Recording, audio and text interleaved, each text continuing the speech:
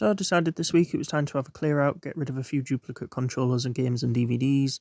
So I headed down to Scarborough to my local CEX, short walk into town from where I'd parked. Store's pretty decent for what it is, to be fair, ever-growing retro section. Ended up with £11.80 in vouchers plus a very generous £10 donation on my Buy Me a Coffee page.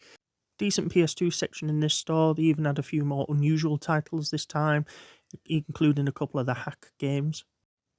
So a few games in the bag, it was time to head on home and show you what I've got. So before I show you the games I got, there was unfortunately a couple of rejections. They rejected the DualShock PS1 controller and this N64 controller. Now interestingly, this is the reason they rejected it. Obviously the joystick there is loose. I bought this controller from them last year. I've never used it. It came with an N64. It was like that when I got it, yet now they won't accept it as a trade-in because it's broken.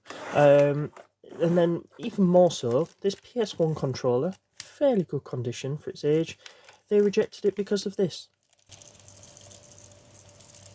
That slight rattle, they refused to accept it for because it may be broken inside. So I said to them, well, I'll take it home, take it apart, bring it back without the rattle.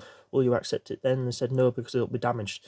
So, yeah, so I left it there. So let's have a look what games we got. So I naturally went for PS2 games, ended up with Driving Emotion Type S, Combat Ace, and we've got WWE SmackDown vs Raw 2009 edition. Then we've got Garfield's Lasagna World Tour, which I didn't realise there was Garfield games on the PS2. Loved Garfield as a young kid, so really excited to give this one a try. There's one of them that's really expensive as well, so I'm going to put that one off for a while.